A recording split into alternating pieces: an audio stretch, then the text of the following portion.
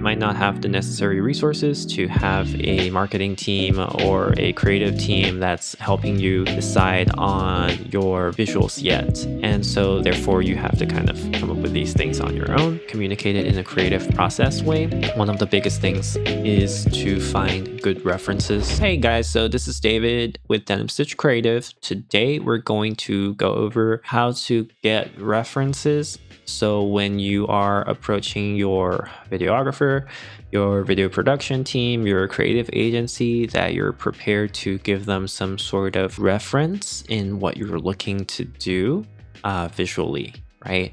And we call these, I have a couple names for them, mood boards, references, lookbooks. A lot of them do similar things. Say you are currently a smaller, leaner team, agency owner, business owner, CEO, founder, startup, whatever it is the situation is, you might not have the necessary resources to have let's say a marketing team or a creative team that's helping you decide on your visuals yet. And so therefore you have to kind of come up with these things on your own. So the first thing you want to do is find a image database to pull out the references from. There's a couple of different ones. Just a little quick search and you'll be able to find a lot of them. Something that we use in the industry a lot. Film stills we grab out of other films and we use that as references to think about how we're creating other things. Sometimes we grab it out of actual art pieces, out of comic books, out of anything that's visually we're able to pull out of music videos. Today I'm going to show you how I sort of pull things out on ShotDeck, essentially share with my team. But you can also do the same thing with like just searching on Google and downloading images. So over here, I'm using ShotDeck, what we use a lot of times to communicate our visuals to our cinematographers, to our clients, to our lighting team and our art team even. Best thing we can do is to show them visuals that actually work for them. I'm gonna show you a couple of ones that I've done recently. So here's one that I'm helping my girlfriend Ja work on right now. And it is for a YouTube channel we're considering to start for her. These are some of the references I was able to grab out of ShotDeck, and ShotDeck allows me to actually put them all together in a separate little folder. Essentially, that's what a little label, and I'm able to quickly pull it up and reference these things. I'm also able to share them in bigger or tighter spaces so I can look at them differently. I can go full screen. I can export it and share it, or send it to other people so it's quickly for our team. You can do the same thing with just searching Google Images and being like, I'm looking for an image, or Unsplash or whatever it is. The ideal thing we want to do is to provide accurate description of our vision to the creative team, because we want to get to close as possible. We can replicate these visuals to a level and then enhance and put our own spin to it. So that's what we're kind of doing here. Some of these we like for the frame, some of these we like for the lighting situation, the colors, the art. These are all little things that we're doing to ensure that we have a valid visual output at the end of this. So a couple things we want to look at is, this on here, it's actually pretty simple. You can search by film, actors, lighting, set, location, etc. So if I was say I really liked the visual in Joker, I would just type Joker and I could see Joker 2 and Joker 1 are both here. And I can kind of start pulling things out, right? Essentially, I'm looking at it, and what ShotDeck gives me is even the color palette, which is even better because now I'm also getting all the information on what I want to shoot on, right? The specs of it, the specific specs are all here, who edited it, who cinematographed it, and then I can go in to look at more of, Lawrence Sher's work, for instance. And then that might include Joker, but also other pieces of work. And also, I'm able to see the aspect ratios, lens sizes, and everything used to shoot it. So that's also awesome to know.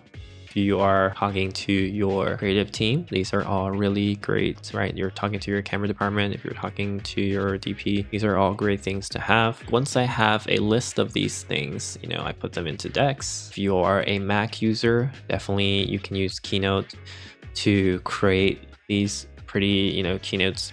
I've been using Keynote for a lot of things, carousels, PDFs, pitch decks, and one of the things it can also do is it can be your little mood board, so we can create something similar to essentially maybe like this, or even this, just having one image on each slide and going over it with your team.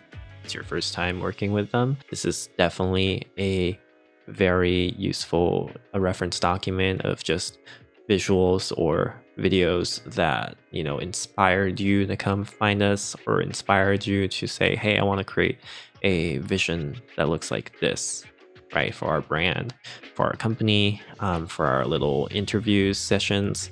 If it needs to look like this, we sit down and we talk about it. For instance, I pitched something to a music producer who's now owns a ranch in Temecula, and these are some of the visuals that I put into my director treatment, and this gives him a better understanding, right? So it's communicative both ways.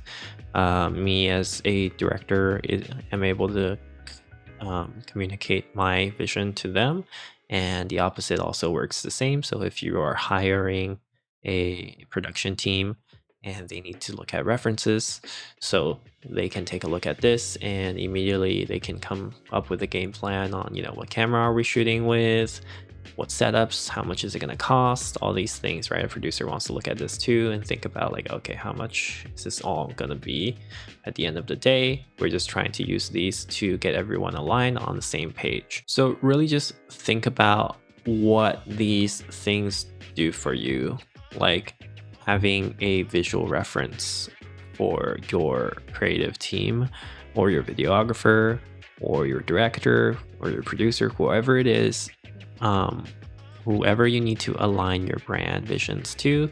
I mean, style guides are great. All of these things need to come in hand. Sometimes you might think, I don't want to spend money on creative development, but these are kind of like the things that we're looking at when we're doing our research. This is part of the process. It's all about communication, really. What we're doing here is trying to figure out what you're seeing in your mind, what we're seeing in our mind, and if that aligns or not. By providing these upfront, you'll have a better time communicating your vision to your creative team. I think a lot of business owners actually have an idea of what they want, but they've never had to really communicate it in a creative process way.